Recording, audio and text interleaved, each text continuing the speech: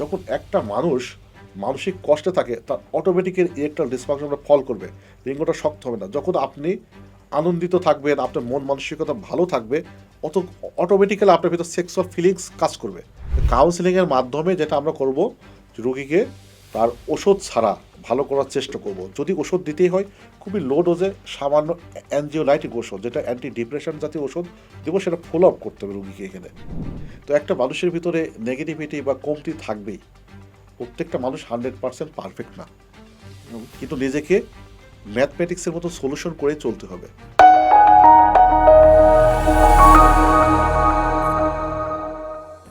আসসালামু আলাইকুম, সবাইকে স্বাগত জানাচ্ছি। আমি doctor S M Fuad Hasan, harmony পডকাস্টে। এখানে আমরা আলোচনা করি এমন কিছু প্রবলেম নিয়ে যেগুলো নিয়ে অনেকেই সাফার করে থাকেন, কিন্তু মুখ ফুটে কিছু বলেন না, নীরবে সাফার করে যান। আর আজকের এপিসোডে আমরা পার্টিকুলারলি আলোচনা করব সেই দুইটি সমস্যা, যেটি হলো যে ইরেকটাইল ডিসফাংশন এবং প্রিম্যাচুর ইজাকুলেশন। এই দুইটি প্রবলেমের যে সাইকোলজিক্যাল ইফেক্ট সেটি সম্পর্কে।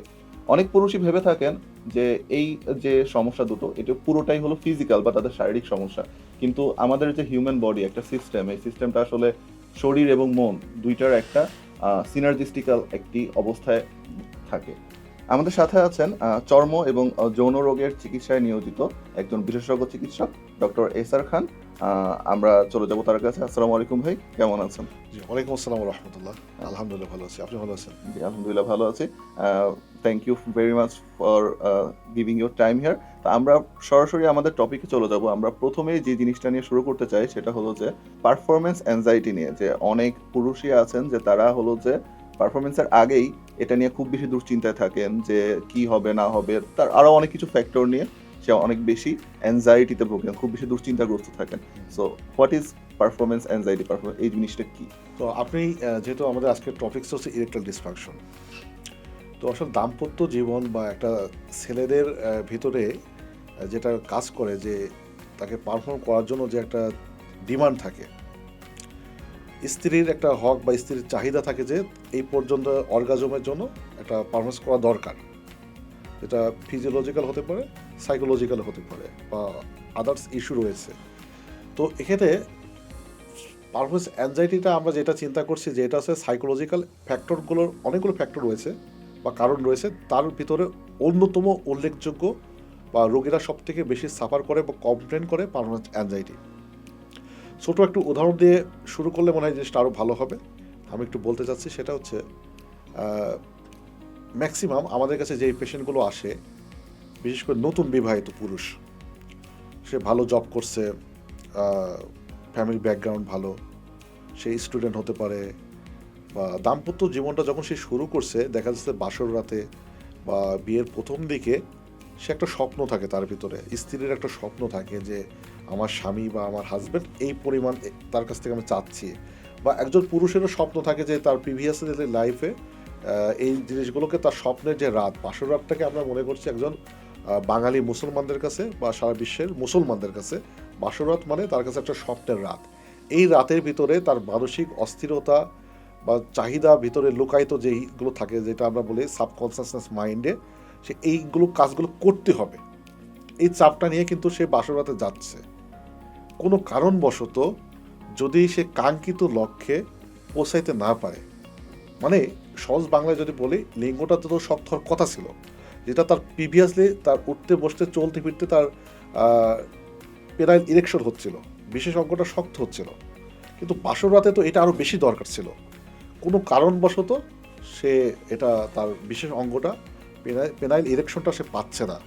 ফলে যেটা হচ্ছে যে ওয়াইফ অনেক সময় অশিক্ষিত বা অর্ধশিক্ষিত বা কুসংস্কারের কারণে সে তার মনটা ভেঙে যাচ্ছে যে আমার স্বামীর কী হলো, এত ধুমধাম করে এত জাঁকজমকপূর্ণ বিয়ে হলো, একটা অসুস্থ লোকের সাথে আমার বিয়ে হয়েছে। ঠিক একইভাবে হাজব্যান্ডও মনে করছে যে আমি তো সুস্থ ছিলাম, আজকে আমি প্রথম অবস্থায় আমি তার কাছে লজ্জিত হতে হলো, তাছাড়া আমার বিয়েটা ভেঙে যায়। ফলে এটা আমি পারবো কি পারবো না, এই যে পারবো কি পারবো নাটাকে আমরা বলছি পারফরমেন্স অ্যাংজাইটি। সাইকোলজিক্যাল অনেকগুলো ফ্যাক্টরের মধ্যে অন্যতম এটা শুরু হচ্ছে নতুন বিবাহিত পুরুষের ক্ষেত্রে। নারীদের ক্ষেত্রে আছে অল্প, মানে পার্সেন্টেজ আমি 1000-3টা পাবো, আর ছেলেদের ক্ষেত্রে আমি শতকরায় 5টা বা 20টার বেশি পাবো। এটা ছেলেদের ক্ষেত্রে বেশি, মেয়েদের ক্ষেত্রে কম। তো যেহেতু ছেলেদের ক্ষেত্রে বেশি কথাটা বললেন, পারফরমেন্স অ্যাংজাইটি আপনি বললেন একটু আগে যে এইটা হলো যে তার যে সাইকোলজিক্যাল ফ্যাক্টরগুলোর মধ্যে একটা। একটা তো আমরা তাহলে অন্যগুলোর মধ্যে চলে যাই। রাইট। যেমন সাধারণত একজন পুরুষ বিবাহ করছেন তখনই যখন তার একটা ইনকাম সোর্স আছে রাইট। বা এরকম কিছু। তো আমরা ওইখানে চলে যাই। তার ওয়ার্ক লাইফ স্ট্রেস বা তার হলো যে তার যে আরো বিভিন্ন ধরনের দুশ্চিন্তা বা অন্যান্য বিভিন্ন ধরনের দুশ্চিন্তা এবং তার আরো ধরনের যে মানসিক চাপ, অবসাদগ্রস্ততা, এই সব কিছু কি তার ইরেকটাইল ডিসফাংশন বা প্রিম্যাচুর এজাকুলেশন এগুলোতে তার ইফেক্ট ফেলতে পারে কিনা? নিঃসন্দেহে এটা আপনি খুব সুন্দরভাবে করছেন। তো আমাদের বাংলাদেশে আমরা লো সোসিও ইকোনমিক কান্ট্রিতে আমরা বিলং করি। বাংলাদেশ হচ্ছে মাথাপিছু আয় আমাদের অন্যান্য উন্নত দেশের তুলনায় আসলে বলার মতন না।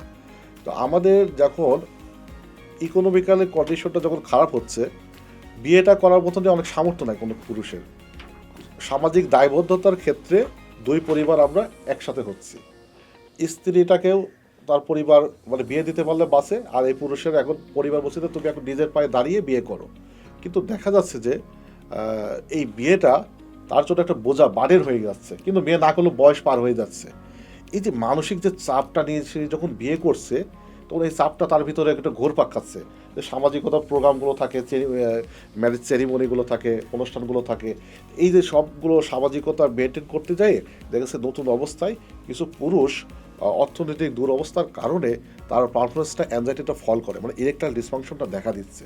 তো এখানে আরও কিছু আছে যেটা লো সোসিও ইকোনমিক কন্ডিশন ছাড়াও আপনি যেটা শুরুতে বললেন যে মেন্টাল স্ট্রেস, এটা অফিসিয়াল স্ট্রেস হতে পারে, কাজের লোড বেশি, বসের বকা, বা যেই পরিবার স্যালারি সে ডিমান্ড করে সেই পরিবার স্যালারি সে পাচ্ছে না, বা এক কথায় তার পড়ালেখার রেজাল্ট খারাপ হচ্ছে, সেই স্টুডেন্ট অবস্থায় বিয়ে করছে, বা চাকরি সে ব্যাংকে চাকরি করছে, সে এখন গভর্নমেন্টে আরেকটু উচ্চ পদে চাকরির জন্য সে এখনও পড়ছে, এরকম আমরা দেখেছি।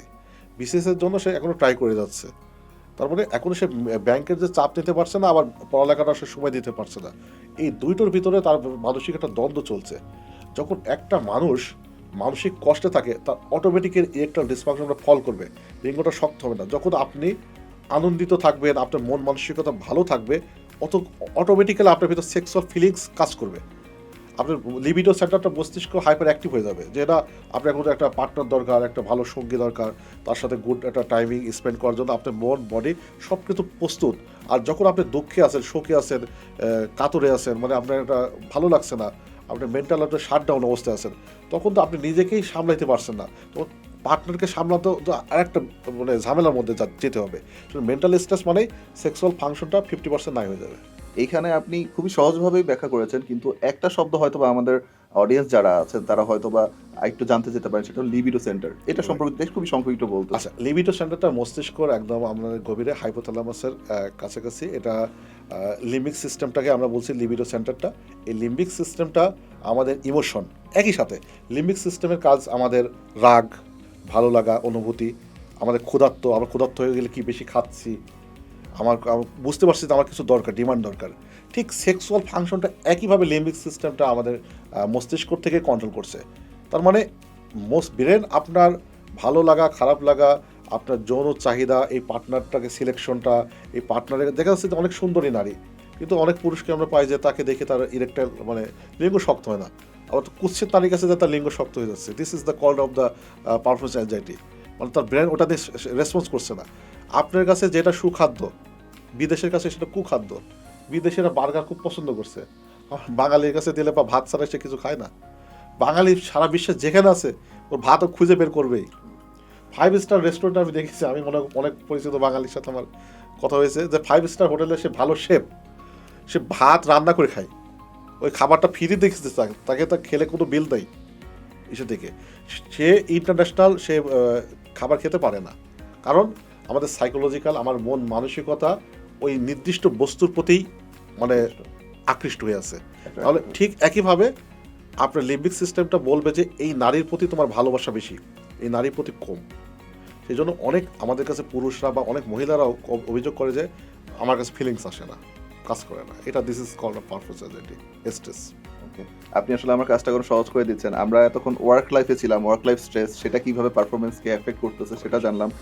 এখন আমরা চলে আসতে চাই যখন কোনো কারণে যদি তাদের দাম্পত্য জীবনে একটা গ্যাপের সৃষ্টি হয়, একটা ঝগড়া হয়েছে বা কোনো একটা বিষয় মনোমালিন্য চলতেছে, এই বিষয়গুলা তার এই যে তার সেক্সুয়াল লাইফে কিরকম এফেক্ট ফেলতে পারে, বা হলো যে আমরা যে দুইটা ডিজিজ নিয়ে বা দুইটা কন্ডিশন নিয়ে কথা বলছি, যে ইরেকটাইল ডিসফাংশন এবং প্রিম্যাচুর এজাকুলেশন, এটাতে কিভাবে এফেক্ট করতে পারে। এবং একই সাথে আমাদের একটা সেলফ ইমেজ থাকে, যে হলো যে আমি তো দেখতে কালো, আমার মনে হয় আমাকে দিয়ে মনে হয় ও পছন্দ হবে না, বা আমি তো একটু খাটো, আমাকে পছন্দ হয়, বা ছেলেদের একটা নিজেরই সেলফ ইমেজ থাকে। তো সেই সেলফ ইমেজটাও কি তার এই যে দুটা কন্ডিশন, যে ইরেকটাইল ডিসফাংশন এবং প্রিম্যাচুর ইজাকুলেশন, এই দুটাতে এফেক্ট ফেলতে পারে? দুইটা প্রশ্ন আমি একসাথে করলাম, যে আমার মনে হয় দুইটা খুব কাছাকাছি অ্যান্সার হয়ে যাবে। হ্যাঁ, অবশ্যই এটা এফেক্ট ফেলে। এটা সচরাচর এই রুগীর সংখ্যা কম না, অনেক রুগী আসে। আর এটা বাংলাদেশে এটা চলবে, কারণ আমরা বাঙালিরা হচ্ছে সাদা কালো শ্যামলা সব মিলে খাটো লম্বা। আমরা আসলে বাঙালিকে বলাচ্ছে যে মিশ্র জাতি। সারা বিশ্বের যতগুলো মানুষ আছে, বাংলাদেশের মানুষ সমস্ত পৃথিবীকে এক করলে বাঙালি মানুষ ক্যাটাগরি সব পাওয়া যাবে। এখানে আফ্রিকার মতো নেগ্রো মানুষও আছে, আবার ইউরোপের মতো ফর্সা মানুষও আছে, উঁচু 6 ফিটের মানুষও আছে, 5.5 ফিটের আছে, 5 ফিটের নিচেও আছে। তারপরে এখানে প্রত্যেকটা মানুষই কিন্তু তার একটা স্বপ্ন থাকে যে হিরো ফিল্মের যে নায়িকার মতন তার ওয়াইফ হবে, বা সেও একজন ওয়াইফেরও ইচ্ছা থাকে যে আমার হাজব্যান্ডটা শাহরুখ খান বা নায়ক ইত্যাদি ইত্যাদি অমকের মতন হবে। এই স্বপ্নটা নিয়েই কিন্তু একটা মানুষ তার জীবনটা কিন্তু শুরু করে। যখন পারিবারিক চাপে যখন সে বিয়ে করতেছে, তখন যখন কাঙ্ক্ষিত মানুষটাকে সে পাচ্ছে না, সে বিয়ে করছে টাকার জন্য, সে বিয়ে করছে সামাজিক স্ট্যাটাসের জন্য, অথবা বিয়ে করতে হবে বিধায় করছে, অথবা সে ভালো কাউকে যে স্বপ্ন যেভাবে দেখতো তার মতন কিন্তু সঙ্গিনীকে সে পায় নাই, পার্টনারকে। তখনই কিন্তু এই বিয়েতে কিন্তু টুকটাক ঝগড়া শুরু হয়ে যায়, দাম্পত্য জীবনে কলহ কিন্তু শুরু হয় তখনই। আবার আপনি যেটা বললেন যে আমি আগে থেকে যখন সে নিজের ভিতরে এটা আমি তো খাটো, আমি তো একটু কুৎসিত, তো আমার দ্বারা কি হবে কি না, এই জিনিসটাও কিন্তু আমরা অনেক সময় রোগীরা এসে বলে আমাদের কাছে, মন খুলে যখন সে কথা বলতে পারে, সে তখন বলে যে তো আমার এই সমস্যাটা আমি কি করতে পারি। এই ফ্যাক্টরগুলো তাদের ভিতর প্রত্যেকটা মানুষের ভিতরে কাজ করে। তো তখন এইটাকে বলা হয় যে আমরা সাইকোথেরাপি বা সাইকোসেক্সুয়াল কাউন্সিলিংটা তাকে দিতে হয়, তাকে বোঝাইতে হয়। তো একটা মানুষের ভিতরে নেগেটিভিটি বা কমতি থাকবেই।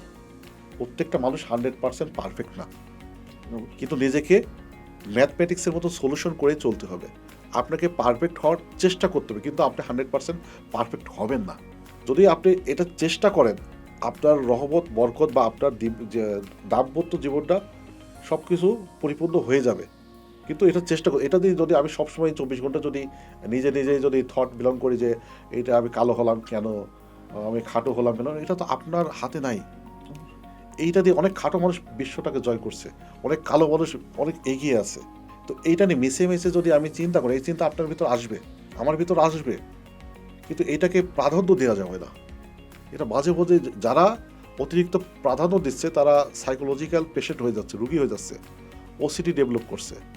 তাদের আছে অনেক সময় দেখেছি মানসিক রোগের জন্য অ্যাংজাইটির ওষুধ খেতে হচ্ছে, প্যানিক ডিসঅর্ডার হচ্ছে। এটাকে বলে ডিসমরফিক ফোবিয়া।